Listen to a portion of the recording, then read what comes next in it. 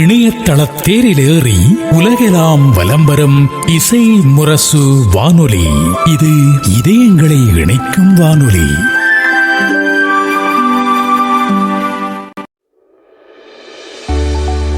வரவேற்பறை நிகழ்ச்சியில் நபி முகமது அவர்களின் வாழ்க்கை வரலாற்றை திரைப்படமாக்கியிருக்கும் மீலாது நபி திரைப்படம் உருவானதன் பின்புலம் குறித்தும், நவம்பர் 7 தமிழகத்தில் திரையிட இருக்கும் திரையரங்குகள் பற்றிய தகவல்கள் குறித்தும் பேசுகிறார் சினிமா இயக்குனரும் தயாரிப்பாளருமான மில்லத் அகமது அவர்கள்.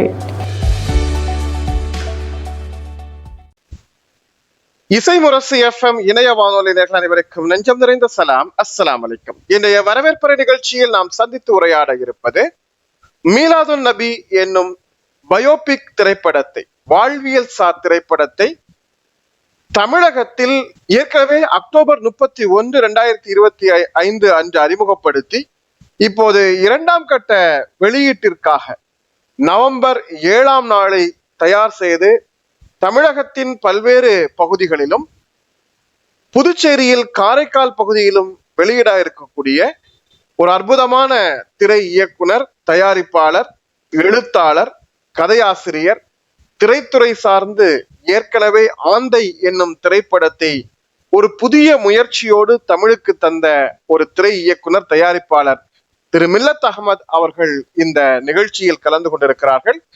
உண்மையில் மீலாதுன் நபி என்னும் பெயரில் ஒரு திரைப்படம் திரைக்கு வருகிறது என்னும் செய்தியை கேட்கும் போதே நம்முடைய மனதில் ஏதோ ஒரு விதமான புத்துணர்ச்சி ஏற்படுகிறது.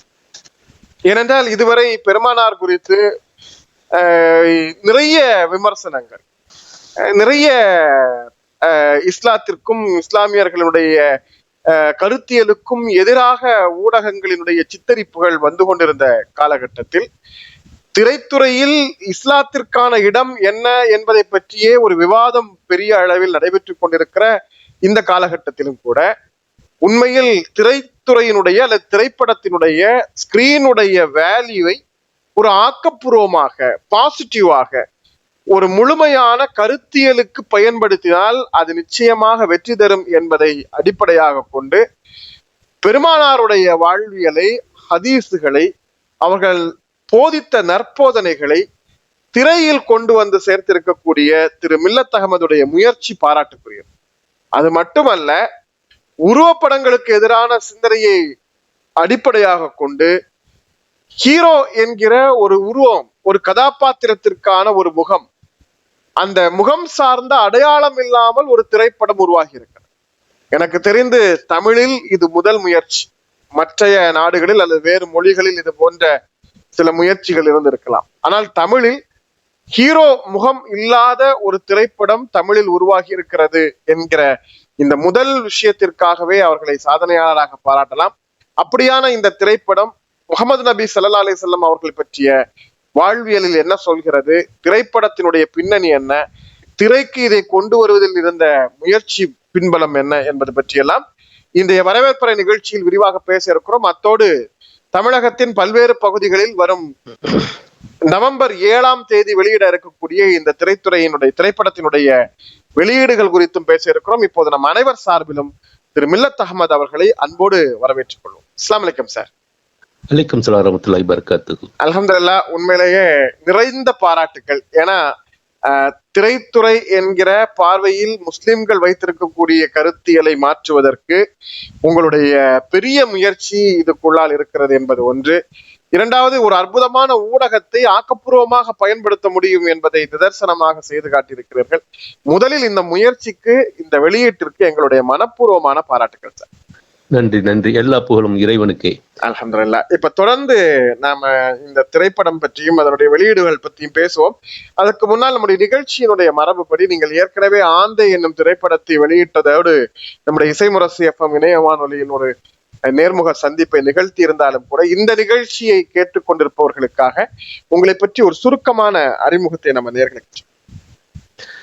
இசைமுரசு FM இணைய நேயர்களுக்கும் எங்களுக்கும் இறைவனின் சாந்தியும் சமாதானமும் உண்டாக வேண்டிக் கொண்டு இறைவனின் திருப்பெயரால் துவக்கம் செய்கிறேன். எனது பெயர் மில்லத் அகமது. நான் காரைக்காலை சேர்ந்தவன். தற்சமயம் சிங்கப்பூரில் இருக்கிறேன். நான் என்னுடைய கல்லூரி படிப்புக்கு பிறகு திரைத்துறையில் உதவி இயக்குநராக 7 வருடம் பணிபுரிந்து அதன் பிறகு பஹ்ரைன் நாட்டிற்கு சென்று அங்கு ஒரு 7 வருடம் பணிபுரிந்து பின்பு சிங்கப்பூரில் இப்பொழுது பணிபுரிந்து கொண்டிருக்கிறேன். ஸோ எனது இந்த ஆர்வத்தை ஒரு ஏதாவது ஒரு முயற்சி செய்ய வேண்டும் என்ற சிந்தனையில் கடந்த வருடம் ஆந்தை என்ற திரைப்படத்தை, அதில் கிட்டத்தட்ட 10 ஒரு சினிமாவிற்கு 24 துறைகள் இருந்தால்தான் ஒரு சினிமாவை முழுமையாக செய்ய இயலும். இதில் 10 துறைகள், கதை, திரைக்கதை, வசனம், பாடல்கள், இது போல் 10 துறைகளை நான் செய்து அது ஒரு சாதனையாக பதிவு செய்யப்பட்டது. அது இந்தியா புக் ஆஃப் ரெக்கார்ட்ஸ் மற்றும் லண்டன் புக் ஆஃப் ரெக்கார்ட்ஸில் பதிவு செய்யப்பட்டது.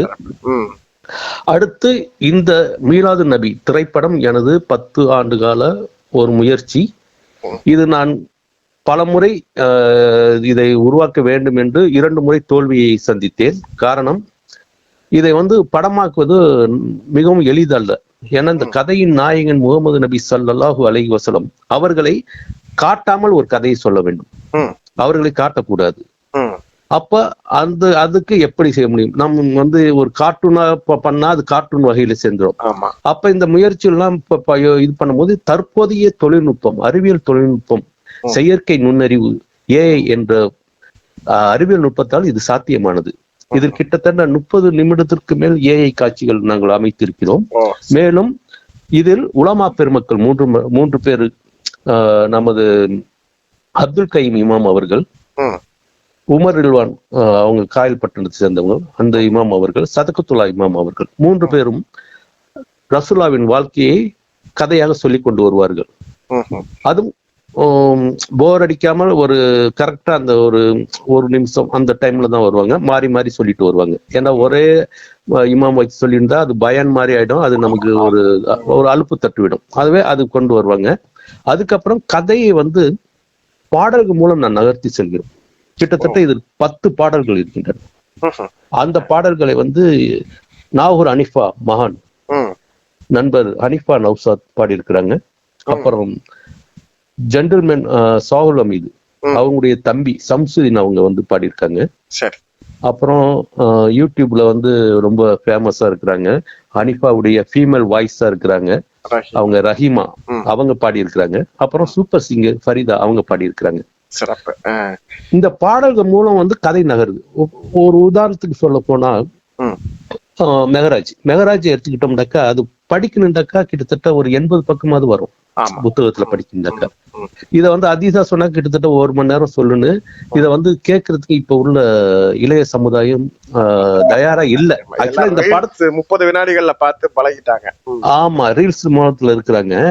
சோ இந்த படத்தை நான் தயாரித்ததுக்கு முக்கியமான நோக்கம் இதை அடுத்த தலைமுறைக்கு கொண்டு செல்லணும். இப்ப உள்ள தலைமுறை இருந்து கேட்கறதுக்கு அவங்களுக்கு நேரம் இல்ல, படிக்கிறதுக்கு நேரம் இல்ல. அப்ப அவங்க விஷுவலா அவங்க பாக்குறதுக்கு தயாரா இருக்கிறாங்க. சோ அதனால இதை அடுத்த தலைமுறைக்கு கடத்தணும். அது இல்லாம மாற்று மத சமுதாய மக்களும் நமது ரசூலுல்லாவின் வாழ்க்கை வரலாறை பற்றி தெரிந்து கொள்ள வேண்டும் அப்படிங்கிற நோக்கத்துல தான் இதை தயாரிச்சிருக்கிறோம். இதுல பாத்தீங்கன்னா அந்த மெஹராஜ் அந்த பாடல் பாத்தீங்கன்னா அந்த பாடு கிட்ட ஒரு 5 நிமிஷம் வருது பாட்டு. அந்த பாட்டுலயே ரசூலுல்லா எங்கே புறப்பட்டாங்க, அப்ப அவங்களுடைய இதயத்தை ஜம்சம் நீரா கழுவுனாங்க, அவங்களை யாரு அழைத்துட்டு போனது, எந்த வாகனத்தில் போனார்கள், ஒவ்வொரு வானமாக போனார்கள், ஒவ்வொரு வானத்திலும் யாரை எந்த நபியை சந்தித்தார்கள், 8வது வானத்தில் சித்ரா முன்தகா வந்தார்கள், ஜிப்ரீல் அலைஹிஸ்ஸலாம் அவர்களுக்கு எந்த வானம் வரைக்கும் அனுமதி தரப்பட்டது. அதுக்கப்புறம் இறைவனை ரசூலுல்லா அவர்கள் தனியாக சந்திக்கிறார்கள். திரும்பி வரும்போது 50 வேளை தொழுகை 5 வேளை தொழுகையாக குறைத்து வாங்கி வந்தார்கள். அப்போது அதை நம்ப மறுக்கிறார்கள். அப்போது நிலாவை பிளந்து ரசூலுல்லாஹ் அற்புதம் செஞ்சு காட்டுறாங்க ஒட்டி.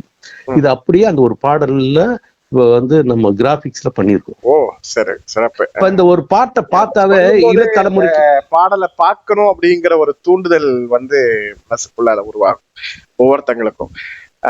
அது பெரிய விஷயம் இது மாதிரியான முயற்சி. இப்ப இந்த தொடர்ந்து திரைப்படம் சொல்கிற விஷயத்த பேசுவோம். அதுக்கு முன்னாடி முதல்ல இந்த மாதிரி ஒரு கான்செப்ட திரைப்படமா கொண்டு வரணும் அப்படிங்கிற ஒரு முயற்சியை முன்னெடுக்கும் போது, ஏன்னா இப்ப நீங்க ஒரு இஸ்லாமியர்களுடைய ஒரு வாழ்வியலை கதையாக்குறது என்பது வேறு. ஒரு இஸ்லாமியருடைய வாழ்வியல், வியாபாரம், அவங்களுடைய அதிகபட்சமாக அவர்களுடைய அயலக வாழ்க்கை இதெல்லாம் பதிவு செய்வதாக இருந்தால் இதனுடைய சூழல் வேறு. ஆனால் நாம் செய்யக்கூடிய இந்த பணி என்பது இஸ்லாத்தினுடைய மிக முக்கியமான ஒரு மையம் அப்படின்னு சொல்ல. ஏன்னா பெருமானாரை சுற்றிதான் இஸ்லாமிய இந்த மார்க்கம் நமக்கு சுத்தி தரப்பட்டிருக்கிறது. ஸோ அந்த ஒரு மெயின் தீம்ல நாம ஒரு பிலிம் பண்ணும்போது இத சாதாரணமா மக்கள் ஏற்றுப்பாங்களா? ஏன்னா திரைப்படத்தையே இஸ்லாமியர்கள் இரண்டாம் பட்சமாக பார்க்கிற போது பெருமானாரை பத்தி ஒரு திரைப்படம் என்கிற இந்த கான்செப்டை மக்கள் ஒத்துப்பாங்களா? அப்படியே இருந்தாலும் அதில் பெருமானுடைய வாழ்க்கையை பதிவு செய்வதா, இல்ல அவர்களுடைய என்ன மாதிரியான அவர்களுடைய சிந்தனையை பதிவு செய்வது, இப்படியெல்லாம் சில முன் முயற்சிகள் உங்கள்கிட்ட வந்திருக்கும். இதுல இப்ப நீங்க சொன்ன மாதிரி ஒரு மிகராஜ் அல்லது ஹதீஸ்கள்ல ஒரு 4 ஹதீஸ்களை மையப்படுத்தி சில பகுதிகள் இப்படி கோர்த்து ஒரு திரைப்படமாக உருவாக்கலாம் அப்படிங்கிற இந்த தீம் எப்படி உருவானது? இதுக்கு முன்னால இந்த படத்தை இறுதி செய்யறதுக்கு முன்னால என்னென்ன மாதிரியான வடிவங்கள்லாம் யோசிச்சு? ஆக்சுவலா 1980 காபாண்டு ஒரு படம் வந்தது, டாக்குமெண்ட்ரி படம். உங்களுக்கு நினைவு இருக்கும். அதாவது ஈரான்ல இருந்து ஒரு குரூப் ஹஜ்ஜிக்கு போவாங்க. அது ஃபுல்லா டாக்குமெண்ட்ரி. பெண் குரல் அவங்க மனைவி முஸ்தபா அவங்க பேசிக்கிட்டே இருப்பாங்க. ஃபுல்லா அது காட்டிக்கிட்டு இருப்பாங்க. அது கொஞ்சம் இதா இருக்கிறதுனால இடையில கூட 4 அனிபா பாடல்களை சேர்த்திருந்தாங்க. இப்ப எனக்கு அதுதான் அந்த டைம்ல அது பார்த்ததுதான் எனக்கு ஒரு உந்துதல். ஓகே, அதே மாதிரி இதை ஏன் நம்ம பண்ணக்கூடாது அப்படின்னு சொல்லிட்டு ஒரு சின்ன வயசுல எனக்கு அந்த ஒரு ஆர்வம் இருந்தது. அதுக்கப்புறம் இதை நான் சரி இதை பண்ணலாம்னு சொல்லிட்டு கிட்டத்தட்ட இதுக்கு முதல் ஸ்கிரிப்ட் எழுதிட்டேன். ரசூலுல்லாஹ்வுடைய வாழ்க்கை வரலாறு ஸ்கிரிப்ட் எழுதிட்டேன். ஆக்சுவலா ரசூலுல்லாஹ்வுடைய வாழ்க்கை வரலாறுக்கு ஏன் இந்த மீலாது நபின்ற டைட்டில் வச்சேன்டாக்கா, மீலாது நபின்னு தமிழகத்துல ஒரு அரசாங்க பொது விடுமுறையா கொடுக்குறாங்க. இந்த பேரு எல்லாருக்குமே தெரியும். அதனால மீலாது நபி. இப்ப ரசூலுல்லாஹ் வாழ்க்கை வரலாறுன்னு போட்டாக்கா அது ஒரு மாதிரியா இருக்கும். சோ மீலாது நபி கீழே ஆமா, அது ஒரு கேட்சியா இருக்கு இந்த டைட்டில். அதனால இந்த டைட்டில் வச்சு. இன்னொன்னு இந்த பேரு கூட அது என்னங்கிற ஒரு தேடலை மாற்று சகோதரர்களுக்கு மத்தியில உருவாக்கும் இல்லையா? இப்ப நீங்க ரசூலுல்லாஹ் வாழ்க்கை வரலாறுனா அது போக்கஸிங்கா அந்த பேர் முடிஞ்சிடும். சரி, இதுல நாம பாக்குறதுக்கு ஒண்ணு இல்லைங்கிற ஒரு மனநிலைக்கு வந்துருவாங்க. பட் இந்த பெயர் அப்படிங்கறதே ஒரு அடையாளத்தை தேடக்கூடிய வாய்ப்பா இருக்கலாம். நல்ல முயற்சி. சொல்லுங்க. அப்புறம் இதுக்கான நான் ஸ்கிரிப்டை ரெடி பண்ணிட்டு அதுக்கப்புறம் அதை நம்ம மேலப்பாளையம் இமாமுங்களா இருக்காங்க, அந்த உஸ்மானியா மதரசா, என்னோட நண்பர் தான் அவங்க, ஆர் மொஹிதீன் பாகிபின்னு சொல்லிட்டு, அவங்ககிட்ட அந்த ஸ்கிரிப்டெல்லாம் அனுப்பி எனக்கு கொஞ்சம் தவறுகள் இருக்கலாம், நான் எல்லாமே இதெல்லாம் பார்த்து தான் எழுதியிருக்கிறேன், இதுல ஏதாவது மாற்றங்கள் இருந்தா கொடுங்க, திருத்தி கொடுங்க அப்படின்னு அவங்களுக்கு கொஞ்சம் ஒரு சில இடத்துல எல்லாம் திருத்தி கொடுத்தாங்க. அப்புறம் அவங்க மதரசா மாணவர்களையும் வச்சு திருத்தி கிட்டத்தட்ட ஒரு 7-8 பேர் பார்த்து திருத்தி கொடுத்தாங்க. சோ இது முடிச்சாச்சு. இது ஸ்கிரிப்டா வந்துருச்சு, ரிட்டன்ல இருக்குது. இப்ப இதை விசுவல் பண்ணணும். இப்ப விசுவல் பண்ணும் போது என்ன பண்ண எல்லாருமே அதான் சொன்னாங்க, ரசூலாவை காட்டக்கூடாது. ஆமா, அது ரசூலாவை நம்ம காட்ட முடியாது, நமக்கு தெரிஞ்சாதானே காட்டலாம், இப்படி இருக்கு, நம்ம தெரியாதுங்க போது எப்படி காட்ட முடியும் சொல்லிட்டு அதுக்கு இது பண்ணிட்டு அதை பண்ணலாம். இது சொல்லும்போது நான் இதுக்கு முன்னாடி ஒரு நடிகர்களை வச்சு பண்ண அது அவ்வளவு திருப்தியா இல்லை பாக்குறதுக்கு, ஒரு ஆர்டிபிஷியலா இருந்தது. ஏன்னா ஒரு அரபிங்கும் போது அந்த இது வேணும் இல்லையா அந்த காலகட்டத்துல, இது அது இல்லாம அந்த காஸ்டியூம், அந்த லொகேஷனு, இதெல்லாம் நமக்கு செட்டு போட்டு பண்ணணும், அதுக்கெல்லாம் ஏகப்பட்ட கோடிக்கணக்கில் இதாகும். அப்புறமா அதை அப்படியே நிறுத்திட்டு இது பண்ணிருக்கும்போது இப்போதைக்கு அந்த செயற்கை நுண்ணறிவு வந்ததுனால அதுல பாத்தீங்கன்னாக்கா அதுல அந்த சாம் நகரத்தையே அழகா கொண்டு வந்துட்டோம். அந்த சாம் நகரம் அந்த இது பார்க்கும்போது நமக்கு என்ன அந்த ரியலாவே அந்த இது இருக்கிற மாதிரி அந்த ஒரு ஃபீலிங் வரும். சாம் நகரம் அது. அப்ப அது இல்லாம அந்த அப்ரஹா அப்ரஹாவுடைய வரலாறு, ஆமா, அந்த இது அந்த அப்புறம் பதுர் யுத்தம், ஹிஜ்ரத்து, மிஹராஜி, மக்கா வெற்றி, அப்புறம் ஒரு பாடல்ல முதல் இந்த அந்த பள்ளிவாசல்ல இருந்து ஒரு பாட்டு வரும். அந்த பாட்டுல பாத்தீங்கன்னா கிட்டத்தட்ட உலகத்துல உள்ள அழகிய பள்ளிவாசல்கள் எல்லாத்தையும் A to Z, அமெரிக்கால ஆரம்பிச்சு ஜிம்பாப்வே வரைக்கும் கிட்டத்தட்ட ஒரு 52 பள்ளிவாசல் நம்ம காட்டியிருக்கோம் அந்த ஒரு பாட்டுலயே. அப்புறம் பெருமாள் அவர்கள் வாழ்ந்த வீடு, அப்புறம் இது மாதிரி வரலாற்று நிகழ்வுகள்லாம் ஏஐல பண்ணிருக்கிறோம். அப்புறம் அவங்க அபு தாலிப் கேரக்டர் பஹீரா, அவங்க பஹீரா தான் சாம் நகர்ல 12 வயசுல நபின்னு சொல்லுவாங்க. அப்புறம் 40 வயசுல வராக்கா, அவங்க நபின்னு சொல்லிட்டு அடிச்சு சொல்லுவாங்க, அவங்கதான் சொல்லுவாங்க. அப்புறம் அபு ஜெகில், உத்பா, இவங்க கேரக்டர் எல்லாம் நம்ம ஏஐல பண்ணிருக்கிறோம். சரி. அந்த கேரக்டருக்கெல்லாம் முகம் வெளிப்படும் இல்லையா? முகம் வெளிப்படம். அதுல வந்து அவங்க உமர் அலிகளுக்கு மட்டும் நம்ம வந்து வாலை மட்டும் காட்டி சொல்லியிருப்போம், வாய்ஸ் மட்டும் வரும், வால் மட்டும் காட்டியிருப்போம். ஓகே சார், உண்மையிலே ஒரு நல்ல முயற்சி, ஒரு வித்தியாசமான புது முயற்சியும் கூட. நமக்கு இப்ப வீரபாண்டிய கட்டபொம்மன் வந்து சிவாஜி கணேசன் நடிச்சதுக்கு பிறகு அதுதான் வீரபாண்டிய கட்டபொம்மன்ங்கிற உருவம் பதிவாயிருச்சு. அதே மாதிரி KP சுந்தராம்பாள் நடிச்சதுனால ஔவையார் இப்படிதான் வயசானவங்களா இருப்பாங்கிற ஒரு முகம் பதிவாயிருச்சு. அது மாதிரி ஒரு தவறான பதிவுகள் எதுவும் வந்துடக்கூடாது அப்படிங்கிறதுல ரொம்ப தெளிவா நீங்க வந்து ஒரு முகப்பதிவு இல்லாம ஒரு திரைப்படத்தை உருவாக்கி அதை சக்சஸ்ஃபுல்லா திரையரங்கு கொண்டு வந்திருக்கீங்க அப்படிங்கிறதே உண்மையில ஒரு பெரிய முயற்சி, பெரிய வெற்றி. அல்ஹம்துலில்லாஹ். இப்ப இந்த திரைப்படம் பொதுவாக நம்ம மக்கள்கிட்ட வந்து படம் அப்படிங்கிறது வந்து ஒரு பொழுதுபோக்குக்கானது அப்படிங்கிற ஒரே ஒரு கான்செப்ட் தான் பெரும்பால்கிட்ட இருக்கு. நம்ம நேரம் போகலைன்னா உட்காந்து பார்க்கக்கூடியது, என்டர்டைன்மெண்ட் ஷோ அப்படிங்கிறது மாதிரிதான் இருக்கு. உண்மையிலேயே இது மாதிரி கருத்து படங்கள், அதுவும் பயோபிக் திரைப்படங்கள் அப்படிங்கிறத வந்து குறிப்பா முஸ்லிம் சமூகத்துக்குள்ளால இதுக்கு முந்தைய காலகட்டங்கள்ல நம்ம அறிமுகப்படுத்தல. சோ அப்படி இருக்கும்போது இந்த திரைப்படத்தை வந்து மக்கள்கிட்ட கொண்டு போய் சேர்க்கறதுல என்ன மாதிரியான சவால்கள் உங்களுக்கு இருந்தது, எப்படி எதிர்கொள்றீங்க? இது நான் மக்கள்கிட்ட போய் சேர்க்கறதுக்கு முன்னாடி ஒரு 10 நாள் ஒரு ப்ரோமோஷன் டூர் போனேன்.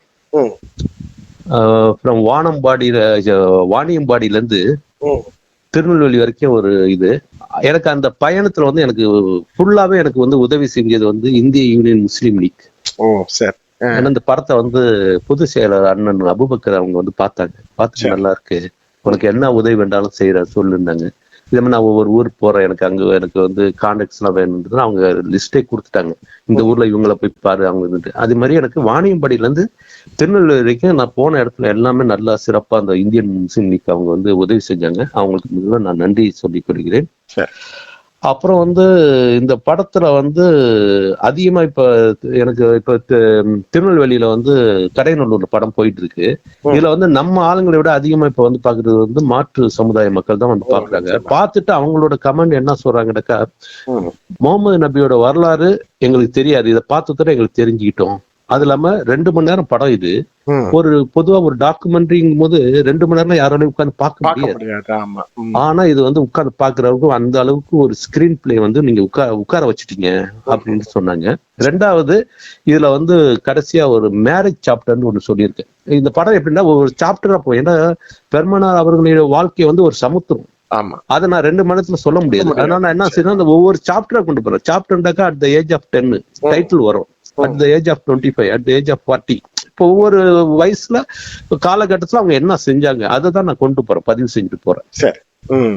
அப்படி வரும்போது கடைசியா வந்து மேரேஜ் சாப்டர் கொண்டு வரேன். அந்த மேரேஜ் சாப்டர்ல பாத்தீங்கன்னாக்கா பெருமானார் அவர்களுடைய 11 திருமணங்களை பற்றி ஒரு சர்ச்சையான பேச்சுகள் இருக்கு.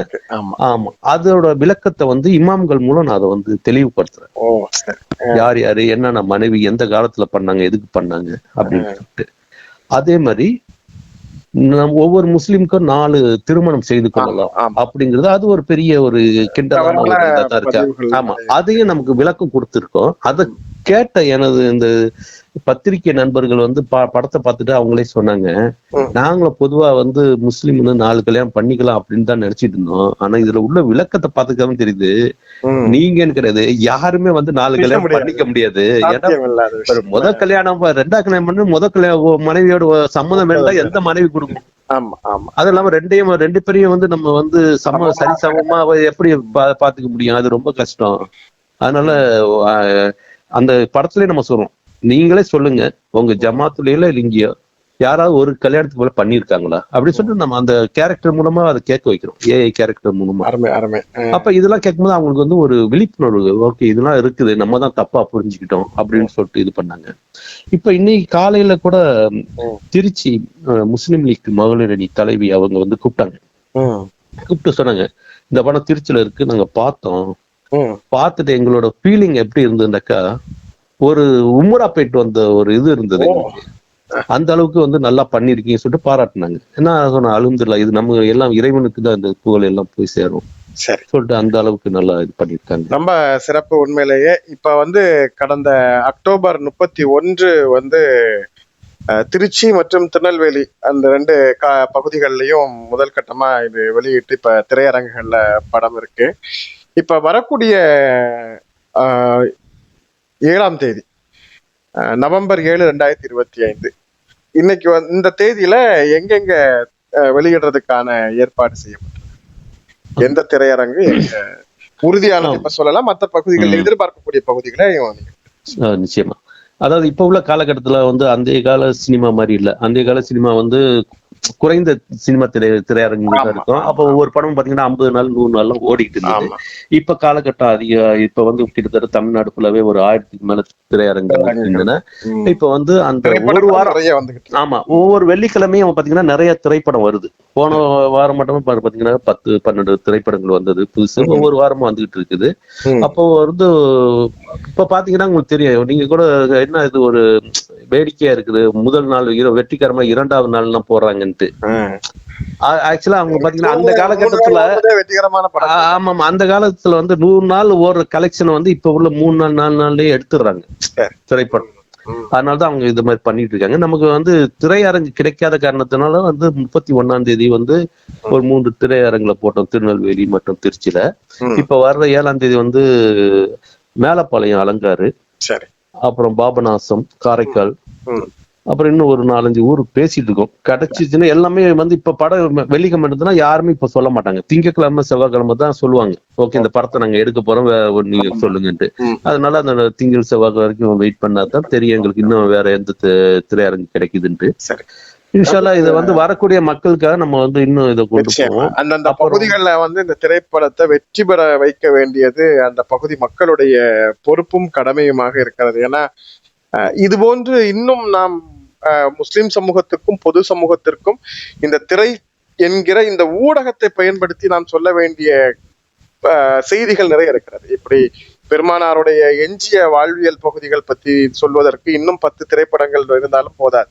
அதே போன்று உஸ்மான்களை பற்றி, அபூபக்கர் ரலியல்லாஹு பற்றி, இப்படி ஒவ்வொரு கலிஃபாவை பற்றியும் அவர்களுடைய ஆட்சியை பற்றியும் திரைப்படத்தில் சொல்வது, அதுக்கு பிறகு கலிஃபாக்களுடைய ஆட்சி முகாலத்தினுடைய நிகழ்வுகளை முக்கியமான பதிவுகளை சொல்வதுன்னு இது மாதிரியான ஒரு முயற்சி வெற்றிகரமா அடுத்தடுத்து வரணும்னா அதனுடைய முதல் முயற்சியாக இருக்கக்கூடிய இந்த மீலாது நபி திரைப்படத்தை வெற்றிப்படுத்த வேண்டியது ஒட்டுமொத்த சமுதாய மக்களுடைய கருத்து என்றாலும் கடமை என்றாலும் கூட திரைத்துறையை பார்த்து கொண்டிருந்து இந்த துறையில் இருக்கக்கூடிய சிரமங்களை அறிந்து கொண்டிருக்கக்கூடிய ஒவ்வொருவரும் திரைப்படத்தை திரையரங்கில் போய் பார்க்க வேண்டும். அதுதான் நாம் இந்த படத்திற்கும் இந்த இயக்கத்திற்கும் இந்த தயாரிப்பாளருக்கும் நாம் செய்யக்கூடிய கடமையாக இருக்கும். எனவே எந்தெந்த பகுதிகள் எல்லாம் 7ஆம் தேதி இந்த திரைப்படம் வெளியாகிறதோ அந்த பகுதிகள் எல்லாம் நம்முடைய நண்பர்கள், உறவினர்கள் குடும்பத்தோடு அந்த திரைப்படத்தை போய் பார்ப்பதற்கு முயற்சி செய்யுங்கள். அது இந்த திரைத்துறைக்கும் இந்த மாதிரி ஒரு படங்கள் தொடர்ந்து வருவதற்கும் அது ஒரு பெரிய உதவியாக இருக்கும். சார், இப்ப குறிப்பா நாம இந்த திரைப்படத்தை அடுத்த கட்டமாக இப்ப சில திரையரங்குகளில் மட்டுமே இதை ஒளிபரப்பு செய்யக்கூடிய ஒரு வாய்ப்பு கிடைக்குது, திரையிடக்கூடிய வாய்ப்பு கிடைக்குது. அப்படிங்கிற போது இன்னைக்கு இருக்கக்கூடிய டெக்னாலஜியில ஓடிடி அப்படிங்கிற இந்த தளம் சர்வதேச அளவுல ஒரு திரைப்படத்தை பார்க்கறதுக்கான வாய்ப்பை ஏற்படுத்துது. இது மாதிரி ஏதேனும் ஓடிடி தளங்களோ அல்லது யூடியூப் மாதிரியான தளங்கள்லயோ இந்த படம் வெளியிடுவதற்கான அடுத்த கட்ட முயற்சிகள் எதுவும் செஞ்சிட்டு இருக்கீங்களா? ஏன்னா அந்த படம் குறிப்பிட்ட திரையரங்குகளை அல்லாத மற்ற பகுதிகளில் உள்ளவங்க பார்க்கணும்னு ஆசைப்பட்டு அவங்க என்ன வழிகள் அவங்களுக்கு இருக்கு அப்படிங்கிறது? நிச்சயமா. இப்ப நீங்க சொன்னது மாதிரி நீங்க சரியாக திரைப்படத்தை புரிந்து கொண்டிருக்கிறீர்கள். அதாவது நம்ம ஒரு படம் தயாரித்து அதை திரைக்கு கொண்டு அதை மக்கள் ஆதரவு அளிக்கணும். ஆதரவு அளிச்சாதான் நம்ம அடுத்த கட்டம் நம்ம இதை மாதிரி பண்ணலாம். இல்லைண்டாக்கா நமக்கு அது ஒரு பெரிய கஷ்டமாயிடும். ஆமா, அது மாதிரி நம்ம இந்த இது நிச்சயமா ஒரு இது எல்லா மக்களுக்கும் சேரணும். அதாவது நம்ம மக்கள் திரையரங்கு வருவது கிடையாது. காரணம் கட்டுப்பாடு இருக்கலாம். இது 2வது காரணம் நமக்கு இல்ல ஆர்வமின்மையோட நமக்கு இறை சிந்தனை எங்கே மறக்கடிக்கப்படுறதுனால நம்ம திரையரங்கு போறது இல்லை. அதான் உண்மை இல்லையா? அந்த 2-3 மணி நேரம் நம்ம இறைவனுடைய நினைப்பு இல்லைங்கிறதுனால போறது இல்லை. ஆனா இந்த திரைப்படம் பாத்தீங்கன்னாக்க இந்த மீலாது நபி இறைவனையும் இறைவனின் ரசூலையும் நாம் அந்த 2 மணி நேரம் நினைக்க கூடிய வகையில் இருக்கு. அதனால இதை திரையரங்குல பாக்குறது குற்றம் இல்லை, இது நன்மைதான். அதனால இதே மாதிரி இது ஒண்ணு. ரெண்டாவது, இந்த திரைப்படம் வந்து நிச்சயமாக OTT யூடியூப்ல வந்து வெளிவரும். ஆனா இப்பொழுதுல ஒரு 3-4 மாதங்கள் கழித்து தான் வெளிவரும், எதிர்பார்க்கலாம். ஏன்னா இத வந்து இப்ப சென்னையில பாத்தீங்கன்னாக்கா ஒரு அமைப்பு அவங்க வந்து இந்த படத்தை வந்து அவங்களே எடுத்து ஒரு டிக்கெட் போட்டு, நம்ம ஒரு டிக்கெட் முன்னாடியே வித்துட்டு ஒரு 2-3 ஷோ போடலாம் சொல்லிட்டு அவங்க ஒரு இது டிசம்பர்ல பண்றதுக்கு இருக்கிறாங்க. அதே மாதிரி இந்த ஐயம்பேட்டை ஜமாத் அவங்க ஊர் மக்கள் வந்து ஒரு கட்டுப்பாடான ஒரு ஜமாத். அது அவங்க வந்து திரையரங்கு போக மாட்டேன்ட்டாங்க. அவங்க வந்து பள்ளியிலேயே அந்த மஸ்ஜித்லயே வச்சு திரையில வந்து பண்ண ஏற்பாடும் பண்ணி தர முடியுமான்னு கேட்டாங்க. நிச்சயமா அதுவும் செஞ்சு தரேன் அப்படின்னு சொல்லி இருக்கிறேன். இன்ஷா அல்லாஹ். அது இதே மாதிரி நம்ம மக்கள்கிட்ட இதை மாதிரி கொஞ்சமா கொண்டு போய் சேர்த்துட்டு அதுக்கப்புறம் நம்ம வந்து OTT-ல நிச்சயமா சார். இப்ப நம்ம வந்து இது வந்து ஒரு திரையரங்கிற்கான திரைப்படம் அல்ல, இது ஒரு பயோபிக் பிலிம் என்பது நம்ம அதையே முதல்ல நம்ம அறிமுகப்படுத்த வேண்டியிருக்கு. பயோபிக் அப்படிங்கிறது என்ன அப்படின்னா, ஒருத்தருடைய சுயசரிதை அல்லது வாழ்வியல் குறிப்பை கொண்டு அவருடைய வாழ்க்கையை படமாக்குவது என்பதுதான் பயோபிக் திரைப்பட பிலிம் என்று சொல்வார்கள். பெருமானார் என்பவர் ஒரு தனிமனித சமுதாயத்துக்குரியவர்கள் அல்ல. எல்லா தலைமுறைக்கும் எல்லா சமுதாயத்திற்கும் ஜாதி மத மொழி இன வேறுபாடு இல்லாமல் கொண்டு போய் சேர்க்கப்பட வேண்டியவர் பெருமானார். எனவே இந்த திரைப்படத்தை வெறும் திரையரங்குகளில் மட்டும் போய் பார்க்கும் அந்த முயற்சியை கடந்து பொதுநல அமைப்புகள், ஜமாத்துகள் உண்மையிலேயே இது மாதிரியான முயற்சியை நாம் சப்போர்ட் பண்ணணும்னு நினைக்கக்கூடிய நல்ல உள்ளங்கள் உங்க பகுதியில இருக்கக்கூடிய கல்வி நிறுவனங்கள், குறிப்பாக இஸ்லாமிய கல்வி நிறுவனங்கள், பள்ளி கல்லூரிகள் இருக்கலாம். அது மாதிரியான கல்லூரிகளில் நல்ல அரங்கு நிச்சயமாக இருக்கும். இப்ப ஐயம்பேட்டை ஜமாத்துகள் ஏற்பாடு செய்வது போன்று உங்கள் பகுதியில் ஒரு பள்ளியில் அல்லது ஒரு பொது இடத்தில் இது போன்ற ஒரு ஏற்பாடை செய்துவிட்டு பள்ளி குழந்தைகளை, கல்லூரி மாணவ மாணவிகளை அழைத்து அந்த திரைப்படத்தை நீங்கள் காண்பிப்பதற்கு உங்கள் அமைப்பு சார்ந்தோ, அறக்கட்டளை அல்லது தொண்டு நிறுவனங்கள் அல்லது பொது சேவை மையங்கள் சார்ந்தோ இது மாதிரியான முயற்சிகளை செய்தால், இது நாம் இந்த திரைப்பட முயற்சியை எடுத்திருக்கக்கூடிய இந்த நிறுவனத்திற்கும் நாம் செய்யக்கூடிய மிகப்பெரிய சேவையாக இருக்கும். நம்முடைய புதிய ஊடகத்தின் வழியாக இஸ்லாமிய இறையியல் கருத்துக்களையும் மார்க்கத்தை பற்றிய விஷயத்தையும், மிக குறிப்பாக மார்க்கம் பற்றி பல தவறான புரிதல்கள் ஏற்பட்டிருக்கிற இந்த சமூகத்திலிருந்து அந்த புரிதல்களை நீக்குவதற்கும் அது உதவியாக இருக்கும். அதே போன்று இது போன்ற பள்ளிவாசல்கள், மதரசாக்கள் இங்கெல்லாம் திரையிடுவதற்கான நிகழ்வுகளை ஒரு இடத்தில் திரையிட்டு அந்த சுற்றுவட்டார பகுதியில் இருக்கக்கூடிய மற்ற மதரசாவினுடைய மாணவ மாணவிகள், அரபிக் கல்லூரியினுடைய மாணவ மாணவிகள் எல்லாம் கூட நாம் அழைத்து அந்த திரைப்படத்தை காண்பிப்பதற்கு முயற்சி செய்யலாம். இது திரைப்படம் என்பதை தாண்டி நான் மீண்டும் இதை பயோபிக் என்கிற அந்த வாழ்வியல் சார்படை என்பதையே நான் திரும்ப சொல்ல விரும்புகிறேன். ஏனென்றால் இந்த புரிதல் நம்முடைய சமுதாயத்திற்கு மிக குறைவாக இருக்கிறது. இப்போது நாம் நிகழ்ச்சியினுடைய நிறைவுக்கு வந்திருக்கிறோம். வரும் 7ஆம் தேதி இந்த திரைப்படம் எங்கெல்லாம் திரையிடப்படுகிறதோ அங்கெல்லாம் நம்முடைய ஜமாத் மூலமாகவே நம்முடைய ஜமாத் நிர்வாகிகள், பெரியவர்கள், சமூக அக்கறை கொண்டவர்கள் இதை பெரித அளவில் அறிவிப்பு செய்து வாட்ஸ்அப் தளங்களில், சமூக வலைதளங்களில், பள்ளிவாசல்களில், குறிப்பாக அந்தந்த பகுதிகளில் இருக்கக்கூடிய ஜமாத் பள்ளிவாசல்களுடைய அறிவிப்பு பலகைகள் வழியாக கூட இது மாதிரியான முயற்சிகளை நீங்கள் ஊக்கப்படுத்த வேண்டும். அடுத்த கட்டமாக இதனுடைய சுற்று வட்டார பகுதிகள் ஒரு 10, 15, 20 கிலோமீட்டருக்குள்ளால இருக்கக்கூடிய ஊர்களில் இருக்கக்கூடியவர்கள் குறித்த தியேட்டர்களுக்கு வந்து படம் பார்ப்பதற்கான முயற்சியை நீங்கள் செய்ய வேண்டும். அடுத்த கட்டமாக இதை பல பகுதிகளில் தனித்தனியாக திரையிடுவதற்கு இன்னும் ஒரு 3 மாத காலம் முழுமையாக ஒவ்வொரு நாளும் ஒவ்வொரு பகுதிகளில் திரையிட்டால் கூட இது பெரிய அளவுல கொண்டு போய் சேர்க்க முடியும். அப்படியான திரையிடுதல் முயற்சிக்கும் உங்களுடைய ஒத்துழைப்புக்கும் நீங்கள் இந்த திரைப்படத்தினுடைய தயாரிப்பாளராகவும் இயக்குநராகவும் இருக்கக்கூடிய திரு மில்லத் அகமதி அவர்களை தொடர்பு கொள்வதற்கான தொலைபேசி இலக்கம் தரப்படுகிறது.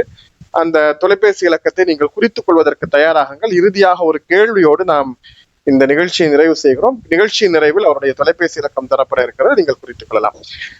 சார், இப்ப கடைசியா ஒரு கேள்வியோட நம்ம நிறைவு செய்யலாம். சார், இப்ப வந்து ஐயம்பேட்டை ஜமாத்தினுடைய இந்த முயற்சியை போன்று நான் இப்போது நம் நேர்களோடு பகிர்ந்து கொண்டதை போல கல்லூரிகளோ அல்லது பொது அமைப்புகளோ, தொண்டு நிறுவனங்களோ ஒரு குறிப்பிட்ட பகுதியில் இதை திரையிட்டு விட்டு சுற்றுவட்டார பகுதிகளை சார்ந்தவர்களுக்கு அழைப்பு கொடுக்கலாம், அல்லது கல்லூரி மாணவ மாணவிகளை திரைப்படத்தை பார்க்க வைக்கலாம். இது மாதிரியான முயற்சி செய்வதாக இருந்தால் அதற்கு உங்களுடைய ஒத்துழைப்பு என்னவாக இருக்கும், அவர்கள் என்ன மாதிரியான ஏற்பாடுகள் இந்த திரைப்படத்திற்கு செய்ய வேண்டியிருக்கும் அப்படிங்கறது மட்டும் சொல்லுங்க.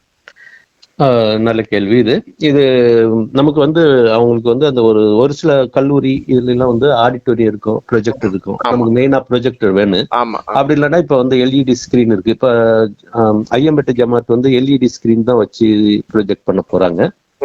அதே மாதிரி நம்ம இது பண்ணாக்க நம்ம ஹார்ட் டிஸ்க் எடுத்துட்டு வந்துட்டு பிளே பண்ணி நமக்கு இது பண்ணலாம். அதே மாதிரி இப்ப வீடியோ ஒளிபரப்பு செய்யறதுக்கு தகுந்தது மாதிரி சரியான ஒரு செட்டப் மட்டும் உங்களுக்கு ஏற்பாடு பண்ணி கொடுக்கணும். அது நம்ம அந்த ஸ்பீக்கர் இது அப்பதான் அந்த ஒரு குவாலிட்டி இருக்கும், அந்த இது குவாலிட்டி இருக்கும். ஏன்னா அந்த பதுர் யுத்தம் எல்லாம் பார்க்கும்போது அந்த சவுண்ட் எஃபெக்ட் எல்லாம் ஏன்னா 5.1 பண்ணிருக்கோம். அதுதான் டெக்னாலஜியோட ஹை டெக்னாலஜி பயன்படுத்தி இருக்கிறத, அதற்குரிய ஸ்கிரீன் ரெசல்யூஷன், அதற்கான ஆடியோ குவாலிட்டி இதெல்லாம் இருந்தால்தான் அதை ஒரு முழுமையாக பார்த்து, தியேட்டர் தான் அதுக்கான சரியான இடம் என்றாலும் நம்முடைய சூழலுக்காக இதை நம்முடைய பகுதிகளில் ஒளிபரப்பு செய்யறதுக்கு இது ரொம்ப சாதாரணமா இன்னைக்கு ஒரு ஏற்பாடு செஞ்சிட முடியும். இந்த மாதிரி ஒரு ஸ்கிரீன் எல்இடி சர்வீஸ் கொடுக்கக்கூடியவங்களே இந்த செட்டப்ஸ் எல்லாமே கொடுத்துட்றாங்க. அதனால அது ஒரு பெரிய ரொம்ப அதிக செலவு உள்ள விஷயமாவோ பெரிய சிரமமான விஷயமாவோ இல்லை. அந்தந்த டவுன்ல இருக்கக்கூடிய இந்த கேமரா டீம்ஸ்ட ஒப்படைச்சாலே இந்த வேலையை ரொம்ப கச்சிதமா பண்ணி கொடுத்துருவாங்க. நம்ம மில்லத் அகமது சார் உங்களுக்கு அந்த திரைப்படத்தை ஒளிபரப்பு செய்து கொடுத்துருவாங்க. ஸோ அது மகிழ்ச்சி. உண்மையிலேயே பெரிய அளவுல வெற்றி பெற வேண்டும். பெருமானாருடைய ஒரு சின்ன சின்ன பகுதியை திரைப்படமாக்க முயற்சித்திருக்கிறீர்கள். இந்த முயற்சி பெருமானாருடைய பெரும்பாலான வாழ்க்கை பகுதிகளை திரைப்படமாக்குவதற்கான முயற்சியாக மாற்ற வேண்டும். அதே போன்று நான் ஏற்கனவே குறிப்பிட்டதை போல அடுத்தடுத்த காலகட்டங்களில் இன்னும் கலிஃபாக்கள், நபித்தோழர்கள், சஹாபாக்களுடைய வாழ்வியலில் இருக்கக்கூடிய மிக முக்கியமான விஷயங்கள், இஸ்லாம் பற்றிய நல்ல புரிதலை தரக்கூடிய இது போன்ற நிறைய திரைப்படங்கள் இந்த வடிவத்தில் உங்களிடமிருந்து நாங்கள் எதிர்பார்க்கிறோம். நீங்கள் தருவீர்கள் என்கிற நம்பிக்கையோடு நம்ம விடைபெற்றலாம். இப்போது நான் ஏற்கனவே சொன்னதை போன்று உங்களுடைய தொடர்பு எண் கொடுத்துடலாம். மில்லத் அகமது அவர்கள் சிங்கப்பூரில் வசித்தாலும் தற்போது இந்த திரைப்படத்திற்காக தமிழகத்தில் இருக்கிறார். எனவே தமிழகத்தினுடைய தொலைபேசி எண் தரப்படுகிறது, நீங்கள் குறித்துக் கொள்ளலாம். உங்களுடைய கான்டாக்ட் நம்பர் சொல்லுங்க சார். 812252525 மீண்டும் ஒரு முறை திரு மில்லத் அகமது அவர்களுடைய தொலைபேசி இலக்கம் தரப்படுகிறது. குறித்துக் கொண்டவர்கள் சரிபார்த்துக் கொள்ளலாம். மற்றவர்கள் மீண்டும் ஒரு முறை கவனமாக கேட்டு குறித்துக் கொள்ளுங்கள். இன்னொரு முறை உங்களுடைய கான்டாக்ட் நம்பர் சொல்லுங்க. 8122525250999. மிக்க மகிழ்ச்சி சார். உங்களுடைய பிஸி ஷெட்யூலுக்கு மத்தியில இசைமுரசு நேயர்களோடு இந்த மீலாதுன் நபி திரைப்படத்தினுடைய உருவாக்கம் பற்றியும் திரையிடல் பற்றியும் இதுவரை விரிவாக பேசியமைக்கு உலகெங்கும் வாழ்ந்து கொண்டிருக்கும் இசைமுரசு நேயர்கள் சார்பில் நன்றி தெரிவித்து. நன்றி. உங்களுக்கும் நன்றி. வாய்ப்பளித்த அனைவருக்கும் நன்றி. வரவேற்பறை நிகழ்ச்சியில் வரும் 7ஆம் தேதி தமிழகத்தின் பல்வேறு பகுதிகளில் திரையிட இருக்கக்கூடிய பயோபிக் திரைப்படம் எனப்படும் பெருமானாரின் வாழ்வியலை திரைப்படமாக்கி இருக்கக்கூடிய மீலாதுன் நபி திரைப்படத்தினுடைய உருவாக்கம் குறித்தும் அது திரையிடப்பட இருக்கிற வழிமுறைகள் குறித்தும் நாம் தெரிந்து கொண்டோம். இந்த திரைப்படத்திற்கு முஸ்லிம் சமூகம், தமிழ் சமூகம், சாதி மத வேறுபாடு இன்றி எல்லோரும் இதற்கு ஆதரவு வழங்க வேண்டும். அதற்கு மீதான கடமையும் பொறுப்பும் நமக்கு இருக்கிறது என்பதை சொல்லி நிகழ்ச்சியில் பங்கேற்ற திரை இயக்குனரும் எழுத்தாளரும் தயாரிப்பாளரும் பாடலாசிரியருமான திரு மில்லத் அகமது அவர்களுக்கு நன்றிகளை சொல்லி மீண்டும் மற்றொரு நிகழ்ச்சியை இந்த சிறப்பு அழைப்பாளரோடு சந்திக்கும் முறை நன்றியும் சலாமும் சொல்லி விடைபெற்றுக் கொள்கிறோம். அஸ்ஸலாமு அலைக்கும். வலைக்கும் ஸலாம் வரஹ்மத்துல்லாஹி வபரகாத்துஹு. இணையதள தேரிலேறி உலகெல்லாம் வலம் வரும் இசை முரசு வானொலி. இது இதயங்களை இணைக்கும் வானொலி.